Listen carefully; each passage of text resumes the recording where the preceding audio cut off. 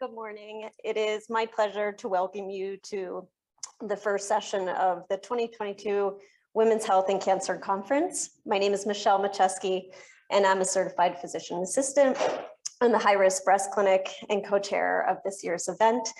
Before we begin, a few housekeeping notes. We are encouraging people to wear a mask.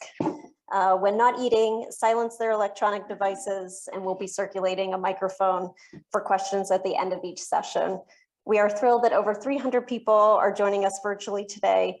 Zoom attendees, please chat in your questions and a volunteer will read them out loud during the Q&A.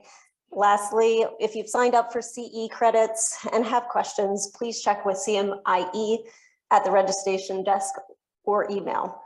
Now, it is my honor to introduce two of my colleagues who will be presenting this morning's session on surgical options for breast cancer. Dr. Michelle Sowden is a breast surgeon at the University of Vermont who specializes in surgical management of both benign and malignant breast conditions, and an associate professor in the Division of Surgical Oncology at the Larner College of Medicine. And Dr. Charles Patterson is a plastic surgeon at the University of Vermont Medical Center and assistant professor of surgery at the Larner College of Medicine. Please welcome them both. Good morning. Apparently I'm supposed to use the microphone, which actually it's really fun. So let's see. I think if I hit this, did that make it come up? Look at me. Okay. So I'm Michelle Sowden. I'm a breast surgeon. I'm exploring the space. This is my son here. He's a tour guide at the University of Vermont, and he actually leads tours from this room all the time. And he said, it's more personal, Mom, if you get up and walk around. So I'm just gonna heed his advice because he seems kind of smart. Although he did get hit by a car yesterday, he's okay. But So I'm not sure, like maybe less smart than he was yesterday morning. So when we think about breast cancer treatment, surgery is always a part of it and has been for a very long time. And I'm one half of that treatment for a lot of people, and Charles is the other half. So we're going to split this up, and I'm going to try and stay in my timeline. What I'll say is that for me, this could be probably about a 3-hour talk. And so I've distilled down just about 5 of the biggest questions that I get from patients. And I'm going to go through those questions somewhat quickly. So decision-making in breast cancer is actually pretty complicated. It's not like appendicitis where you come in and, you've got a hot appendix and we say, we're going to go in and take it out. We're not going to ask you like, hey, how do you want me to take it out? Do you want me to take it out with a scope? Do you want me to take it out the regular ways? So in breast cancer, it's a little more complicated. The first visit with a surgeon is about an hour long. And during that visit, we discuss several different options. And I sort of have determined that my role in this is being a myth buster. That was Aiden's favorite show when he was a kid, for real. And those guys were great because they used science to dispel myths. And that's what I do in my clinic as well. A lot of questions are answered. Patients come in typically with 5 pages of questions, and we get all of those answered by the end of it, unbelievably. And sometimes decisions get made. It's not a guarantee that you're going to leave the surgeon's office with your definite decision in your hand. You may have more work that needs to be done. So here's going to be the myth busting. So there are easily 10 to 15 very, very significant myths in breast cancer surgery. I'm going to talk about 5 of them just because they spoke to me when I was coming up with this. But the first myth is that mastectomy is safer for me than lumpectomy. I can tell you honestly that there are a significant number of patients that come in, and before I can even introduce myself, they say to me, when are you taking these off? And I say, whoa, pump the brakes. Let's wait a second. Because this is not a new concept that mastectomy seems like it's a great option, right? We are in a society of bigger is better and let's do more. And in the old days, this actually was better, right? So in the 1800s, This gentleman up here in the corner is Dr. Halstead, and Dr. Halstead was kind of a character. He's was a surgeon at Johns Hopkins. He developed the first ever surgical residency. He was wildly addicted to morphine, and so I think had a lot of time to publish papers because he was awake. So he first described the radical mastectomy in the 1800s, the late 1800s, and what I want you to think about is in that time, a woman, when she would come in with a cancer diagnosis, it was a palpable large cancer. It was usually in the axilla, so the underarm. And it wasn't the time of mammograms where we had small disease coming in. These were large cancers. They were already advanced at the time of diagnosis. And so he came up with a new technique called the radical mastectomy, and people also call it the Halstead mastectomy. This was a technique that took the breast tissue itself, took the lymph nodes in the underarm, and took the muscles underneath the breasts. And so it was the pectoralis major and minor muscles, and it was done, interestingly, through a vertical incision. That's not typically how things are done today, although we're coming back to that. And it was, interestingly, this was considered the standard of care up until the 1970s. Yeah, you brought that back. And the issue with the Halstead mastectomy is that even though his outcomes were better than anybody else at the time, right? So people it was a rapidly fatal disease at the time. And his outcomes looked significantly better than other people. It was associated with horrible upper extremity weakness, cosmetic deformity. It was a really intrusive surgery.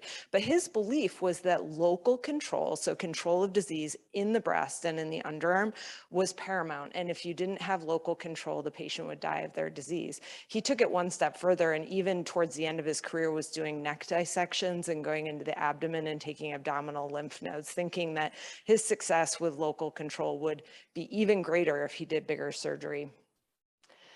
So this started to fail when we started to think about breast cancer as a systemic disease. Breast cancer as a systemic disease means that it's really the breast cancer that spreads beyond this local regional area that is causing death. And so do we really need to do such huge surgery on patients that's so disfiguring? And so this is where we use science to dispel myths, right? And so the Nsabp B04 trial was a huge surgical trial that was run in the late 1970s and enrolled about 1,700 women. And the women were stratified if their lymph nodes were palpable or non-palpable, so clinically node positive or negative. And essentially, this randomized women to either a radical mastectomy or a less radical, where the muscles were left intact. And the axillary surgery was also randomized, and that's a whole other very interesting talk that I could give for about an hour. But the reality was, what we did to the breast and what we did with those muscles didn't matter. And the women did just as well in every single arm. The only difference was the women who were clinically node positive versus the clinically node negative, but everybody did just as well.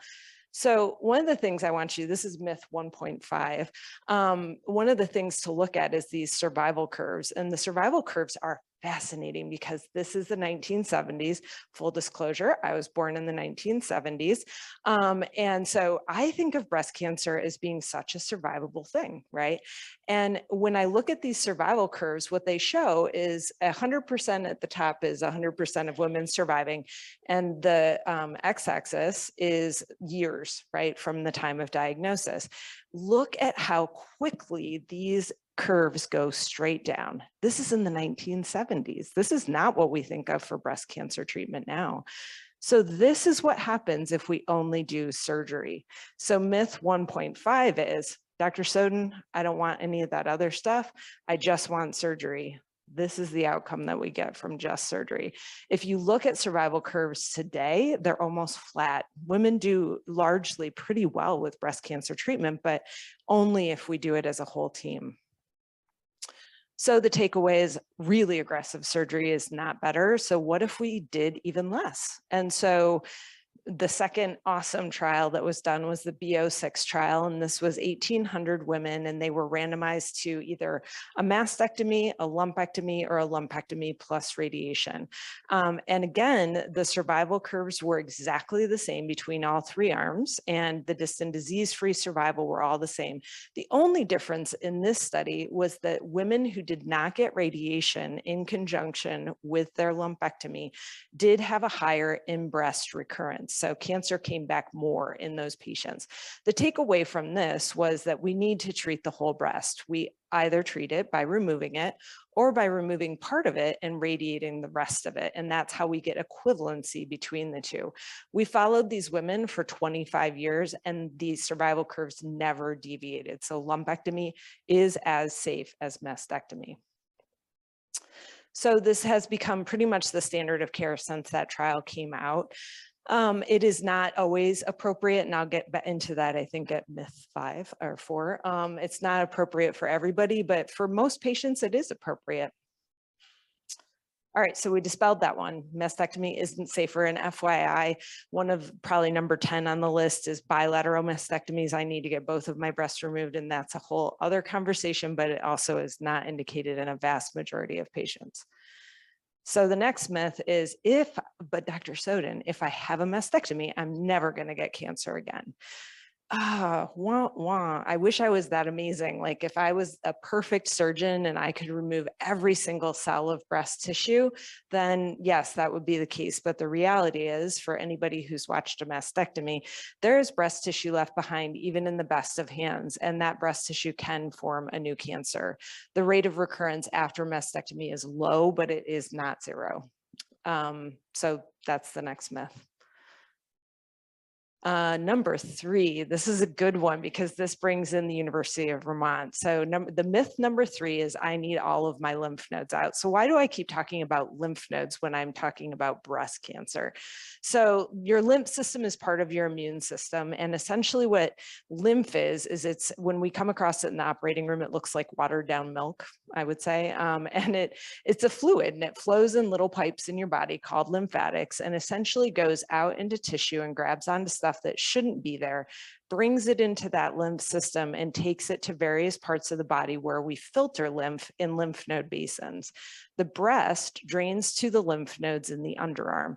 And the very first place that we will see cancer from the breast outside of the breast is in the lymph nodes on the same side. So that's why Halstead was appropriate in taking the lymph nodes in the underarm. And that's why it was still considered standard of care for right up until the mid 90s. So, you know, we had this idea, well, we don't need to do as much surgery in the breast. Is there any way we could do less surgery in the axilla? Do we really need to take out as many lymph nodes? You see a trend here. This is kind of cool, right? So we're getting more and more on the systemic side, but less and less on the surgery side, but that doesn't mean you don't need me. So sentinel lymph node, the concept of sentinel lymph node is the first lymph node that sees fluid from the breast. That lymph node, if it does not have cancer, then the ones behind it don't have cancer. It's a sentinel, like a sentinel in an army looking for bad guys.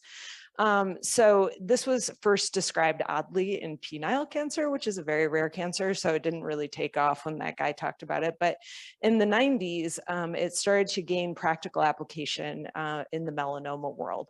And it then was described for use in breast cancer here at the University of Vermont by Dr. David Craig, and also out in California by Dr. Giuliano.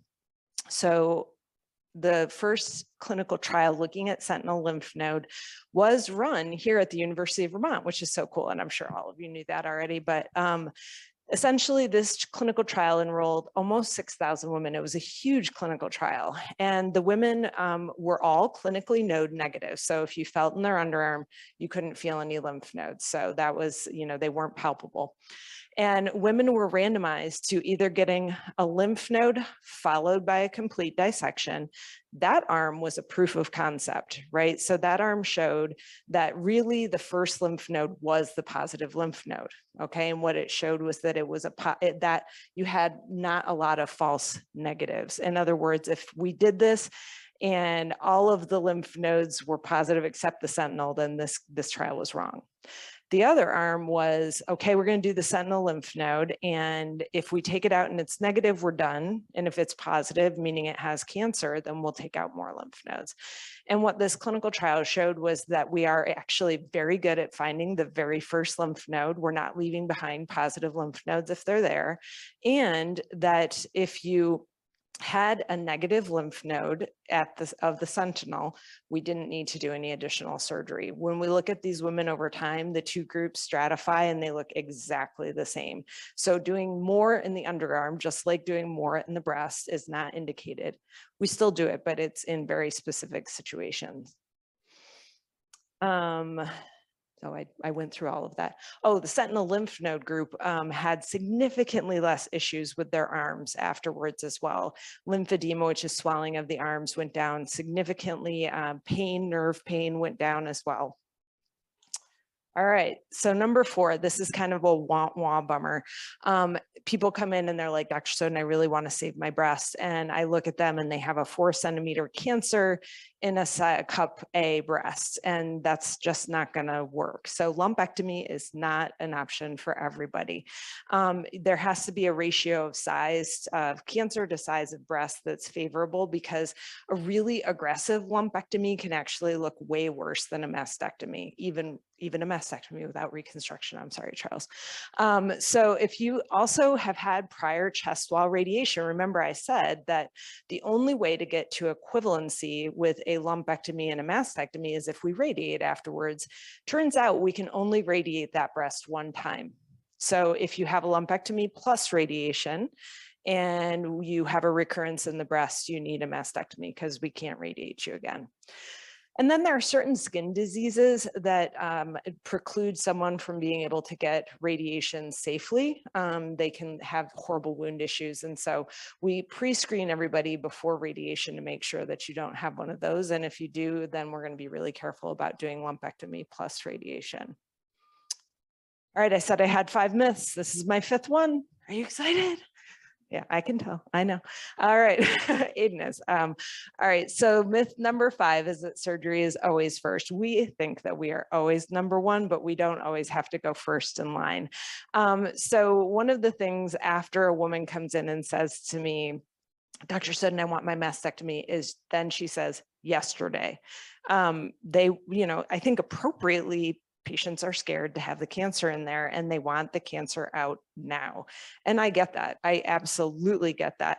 But the reality is that in modern era, the surgery is not actually indicated first in a decent number of patients because they will benefit from doing systemic therapy before surgery. So who are these patients? When we think about breast cancer, when we talk about it in the community, we say breast cancer and it sounds like it's one disease, but in reality, there are 4 distinct subtypes and these subtypes are treated differently. Cancers that aren't fed by estrogen, cancers that overexpress HER2 are particularly aggressive. Those cancers almost all deserve chemotherapy. If you know you're going to give chemotherapy to somebody and you know you're going to give it regardless, consider giving it before surgery, and there's reasons for that. If you have a large tumor that you think that you'd like to shrink down potentially and salvage a breast, or maybe even convert a lymph node basin from positive to negative, meaning like we could do less surgery in the underarm, or if someone has inflammatory breast cancer, we would advocate doing chemotherapy before surgery. That's called neoadjuvant chemotherapy. The rationale for it is the cancer in the breast then acts like a thermometer of response for your chemotherapy. So if you are doing neoadjuvant chemotherapy and the tumor isn't changing at all, we need to rethink things. We need to do a different chemo. However, if you do all of your upfront chemotherapy and the cancer is completely gone at the end of your chemo, that's really predictive of a survival advantage. It's also really good for us to know if the cancer isn't gone. So let's pretend you have an amazing response, but you have a few cells of cancer left behind. We can then put you on different chemo drugs after surgery. We wouldn't know that you didn't completely respond if we hadn't left the cancer in the breast. Okay, if we remove the cancer first, we don't have a thermometer to gauge our response. So it also gives us a little breathing room and some time.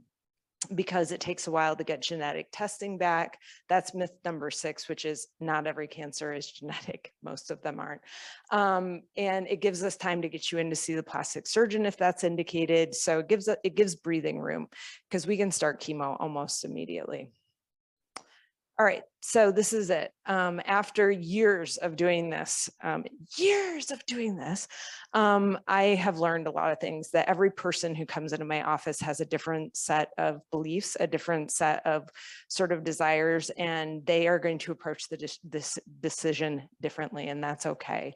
The internet is probably not your friend. There are some amazing websites and there are some horrible ones, and just be careful. And your friends might not even be your friend. And what I mean by this is there can be a decisional bias where somebody, feels really good about the decision they made. I love my lumpectomy, it was amazing, but that decision doesn't ring true for you. So your friend might try and push you or your family member into doing something that worked for them, but isn't the right choice for you. And family members often will say things like, take them off, I love you anyways, because they weren't there to hear the myth busting. The decision is really, really personal. Every person approaches it differently, and our goal as surgeons is to just be there as a guide.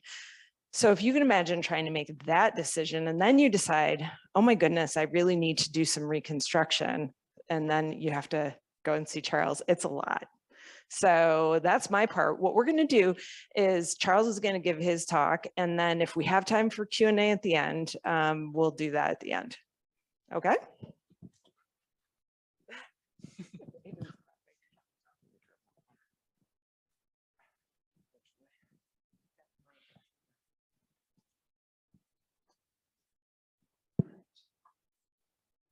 Just going to switch over presentation.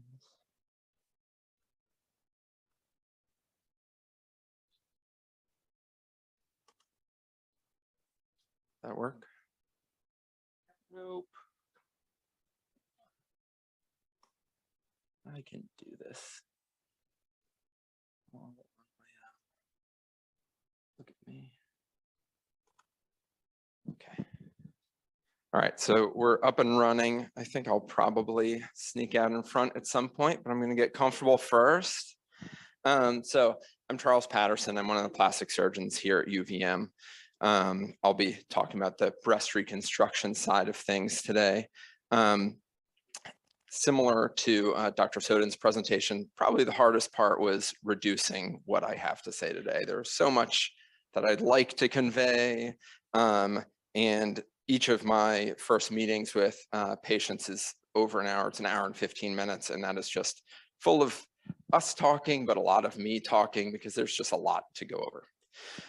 So I'm also happy with the way that Dr. Sowden ended her presentation, because the biggest point for me is my ultimate goal is figuring out what is best for the patient.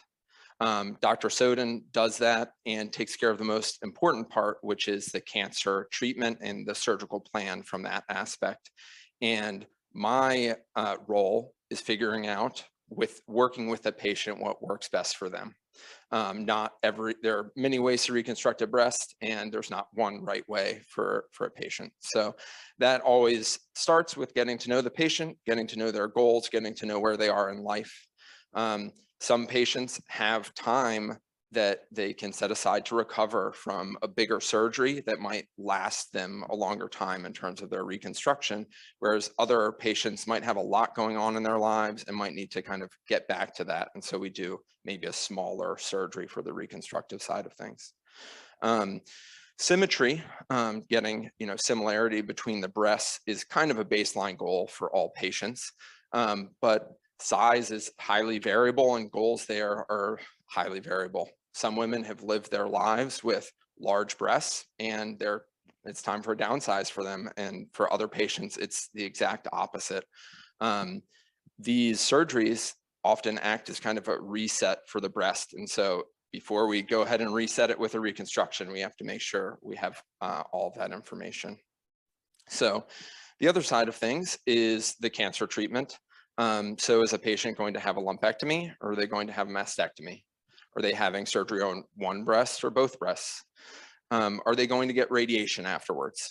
Radiation, as Dr. Sowden discussed, is awesome at killing cancer. It also is not particularly nice to your own tissue. So that's something that I worry about more after the cancer is taken care of. So it reduces the flexibility of the tissues. It reduces the blood flow and the ability to heal and fight infection. Again, all of this is secondary to taking care of the cancer, but is one of my concerns. And then does the patient have active cancer? Often patients come to me with genetics that they are having their breasts removed for a prophylactic reason or to prevent cancer in the future. And I'm not going to spend a lot of time on that, but just know that, that's a whole different discussion and planning. And then there's the patient's medical issues outside of the active cancer that they have. So do they have vascular disease or diabetes? Both of those can reduce the body's ability to heal and fight infection. And then do they use nicotine? Unfortunately, that's kind of a non-starter for myself and most reconstructive surgeons. Nicotine really, it causes this clamping down of blood vessels, which again, just reduces the ability for the body to heal. And so typically, in almost all instances, we wait until the patient has been able to stop using nicotine before doing a reconstruction. It's one of the things that we're able to wait on because we're not treating the cancer. So we know we can do things to avoid complications for the patient down the road. And this is one of those things that we could change for them. And next is the patient's body habitus. One form of reconstruction takes fat and excess skin from one location and we transplant it to the chest to reconstruct the breast. So knowing if the patient has that excess and where that is will certainly be important for us to know what options are available to them. So in terms of getting into some of the actual surgical reconstructive options, oncoplastic reductions is actually combining a lumpectomy and plastic surgery procedure, which is a breast reduction. That top diagram shows the skin reduction and kind of envelope tightening involved in a standard breast reduction. And the bottom one shows, you can see that little yellow part attached to the nipple shows that you have to leave some breast tissue attached to a nipple so that it can survive. It needs the blood flow and also hopefully some nerves. So you have to leave some attached in one position. So who's a candidate for this type of surgery? The important things to consider are the patient's breast size, the size of the tumor, as Dr. Sowden touched on, and also the location of the tumor, because we want to make sure that since we're keeping the nipple, removing the tumor isn't going to remove all those blood vessels that the nipple needs to survive. So those are kind of the critical aspects to consider.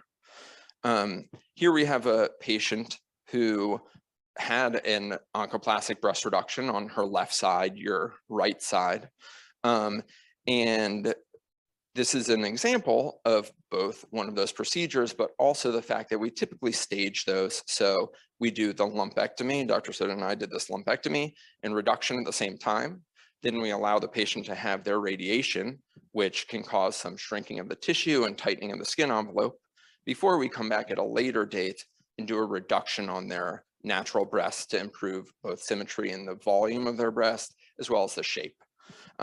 It's possible to do them at the same time, but for the best, aesthetic outcome or symmetry between the two breasts, it's best to let them go through the radiation before addressing the other side. Here's an example of a reduction just for symmetry. It wasn't an oncoplastic reduction. This woman had a lumpectomy and radiation at an outside facility. She felt pretty lopsided, which I think is fair.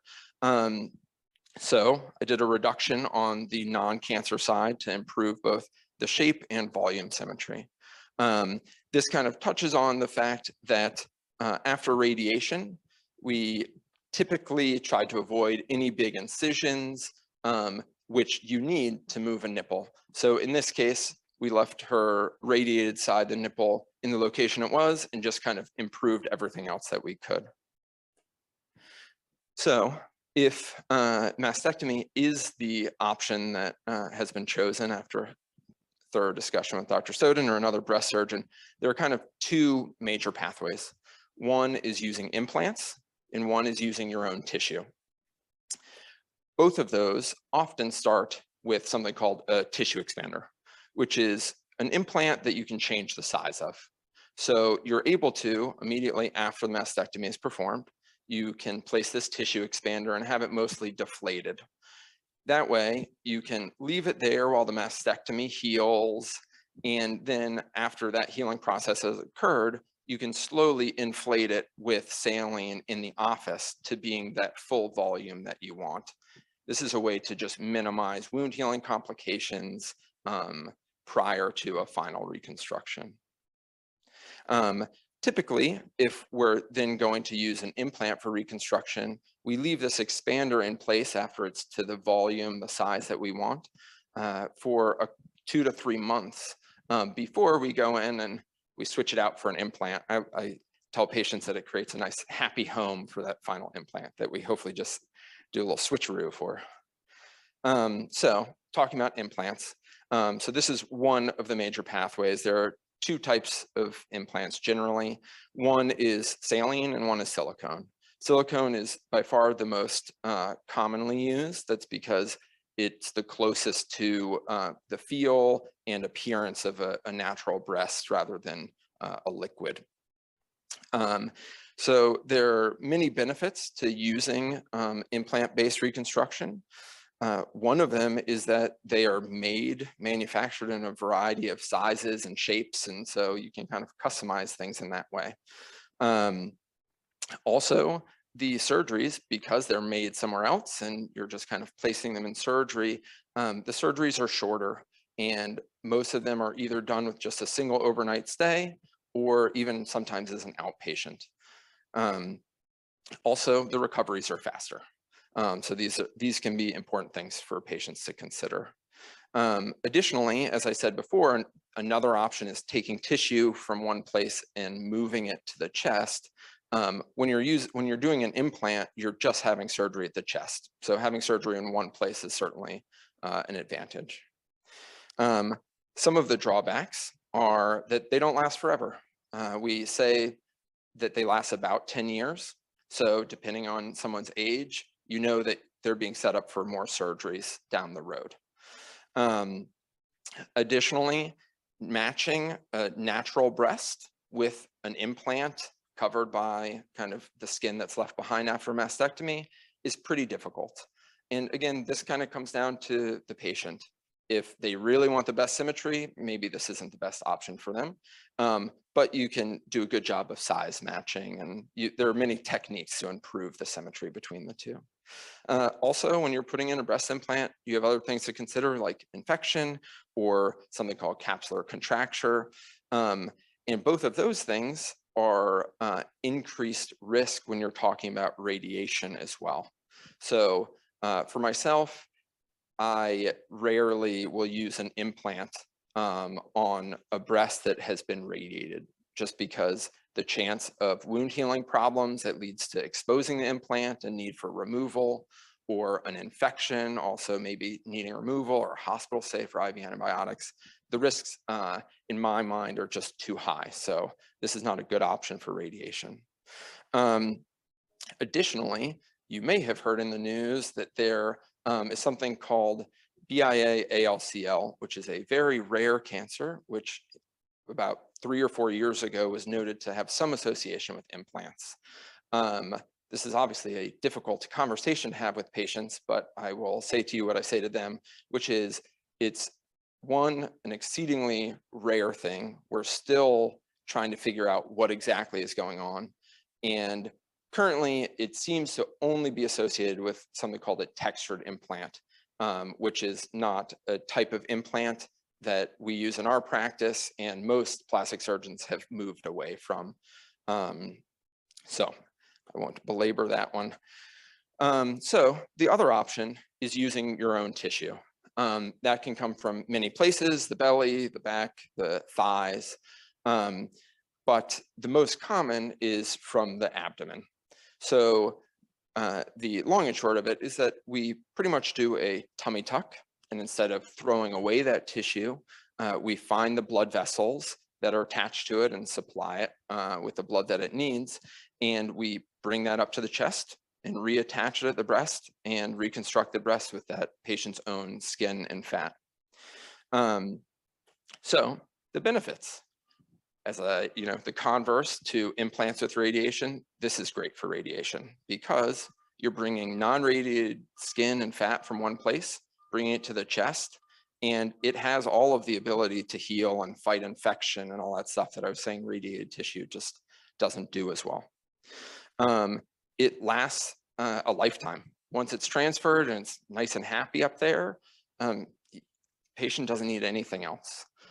So particularly for younger patients, this is of great benefit because before, we were talking about with an implant, you are kind of setting yourself up for a surgery every 10 years or so.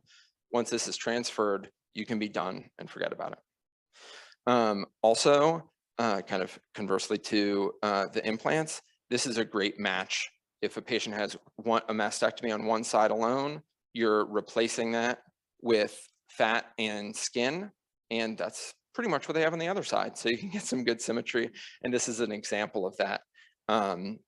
The patient's left breast has been brought up from their abdomen, and that's their natural breast on their right side, your left. Also, not something that many women complain about is that it also can improve the contour where you take that from. So as I mentioned, it honestly it's just very much like a tummy tuck. Women rarely have a problem with that. The downside, you are now having surgery in two places. You're having surgery, as I was discussing here, at the abdomen and at the breast. The surgery itself is much longer. It can take all day, sometimes into the night, depending on if you're doing one breast or both. Also, the recovery time is longer. As I said, it's important to know where the woman is in her life. Can she take on this longer recovery so that she doesn't have to have breast implant exchanges down the road, or does she not have time for that at the moment?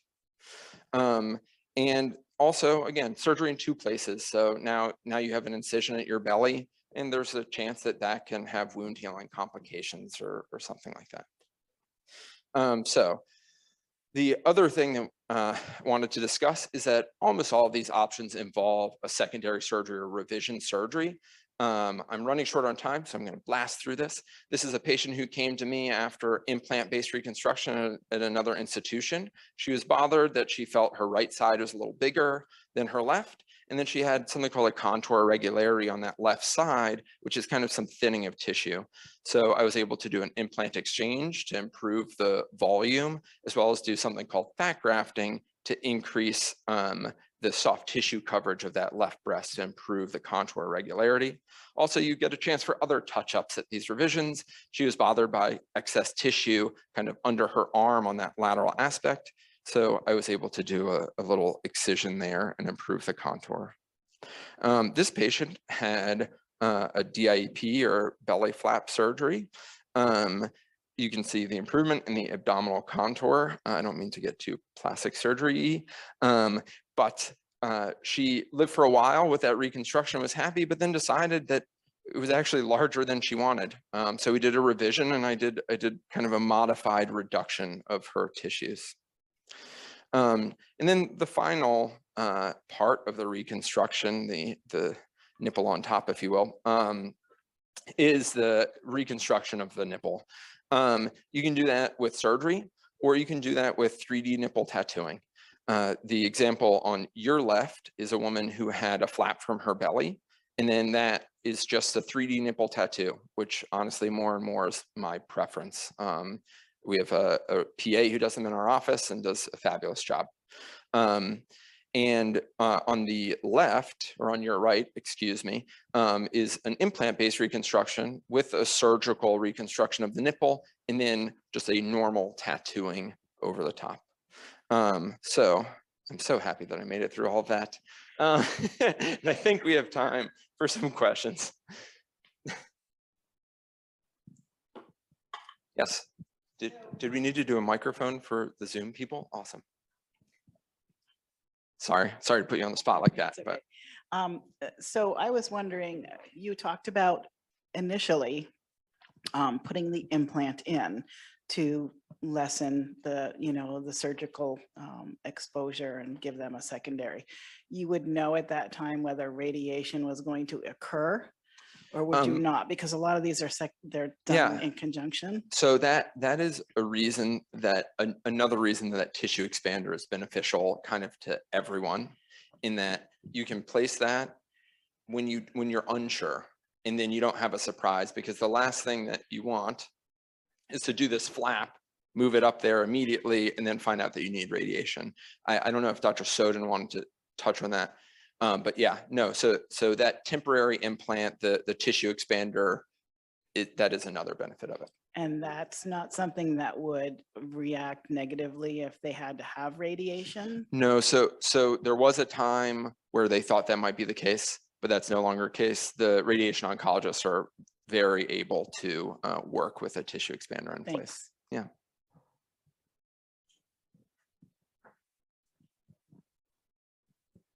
If the implant is silicone, why is it only good for 10 years?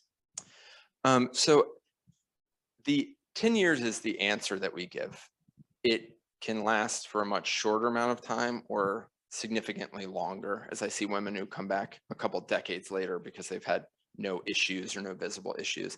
Really, the timeline is the shell surrounding the silicone or saline, and any plastic breaks down eventually, and so there can be a little tear or something that opens up, and either the saline would leak out or the silicone. So that's kind of what determines that timeline. But often we do some monitoring to make sure that the implants are healthy. And if the woman is happy with the way they look, they're not causing her any problems, I'll let them run much past 10 years. I'm just wondering, is there a reason why some women develop fat necrosis after surgery, some don't? Is there a prediction who might develop it? So that is a great question.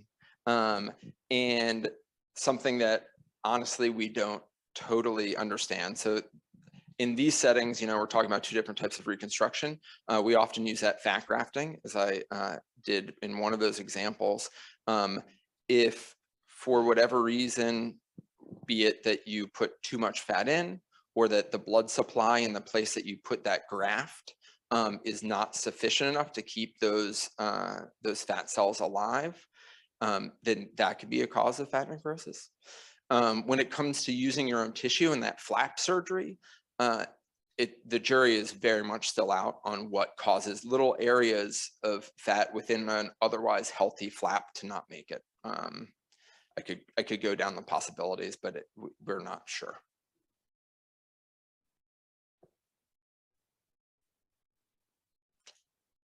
Great. Oh, another. Right? Some lumpectomy can be more extensive. Well, so that's where Dr. Sowden was touching on that initial decision of how much breast tissue is going to need to be removed. And so that's kind of what you're saying would be an extensive lumpectomy.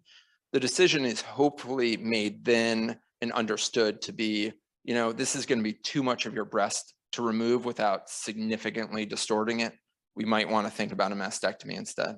But then, the patient, correct me if I'm wrong, always has the option of just going with a lumpectomy, even if we think that it's going to be pretty distorting, and that's kind of where I take a step back and know that, I want to make these like quote unquote perfect symmetric breasts, but if the woman doesn't care about those, then I shouldn't care about them. So.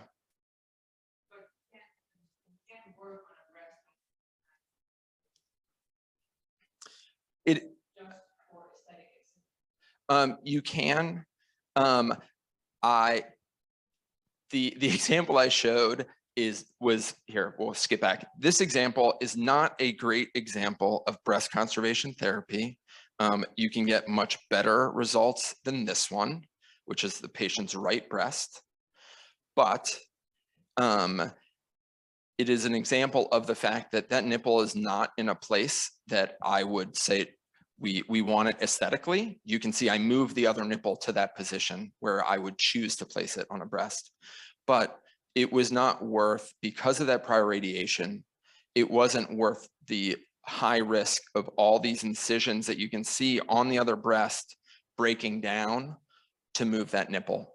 So that's why we avoided surgery on that radiated breast. And there are some plastic surgeons who might be more willing to do surgery on radiated breasts than I am, but I am very much a avoid issues type person. And so that's often a conversation that I have to have sometimes repeatedly with patients about why I'm not doing what they would want ideally, because I've been down that road and I don't want to take them down it in terms of repeated issues. Yeah. We have one question for Dr. Sowden. Under what circumstances would total mastectomy before chemo be indicated as opposed to after chemo? Oh, so it's a lot about the receptor subtypes. So remember I said that there are tumors that are fed by estrogen and tumors that aren't fed by estrogen. It turns out there are some tumors that are not terribly responsive to chemotherapy. And there are a lot of patients who don't need chemotherapy, right? So if you have a cancer that's not going to shrink down by giving the upfront chemo, or we don't even think for sure that we want to give you chemo, we're kind of waiting on the final pathology, then we would do the surgery first. And in fact, that's the way we do most of them. We would do surgery first and then move on to chemo if indicated afterwards. On occasion, if the cancer is smaller and the medical oncologist who prescribes chemo wants information about the lymph nodes, we'll do the surgery first because it may guide their chemo. But that's the long answer to the short question. And we're done. She's like, stop talking. Just please stop talking, you people. All right. Well, thank you all.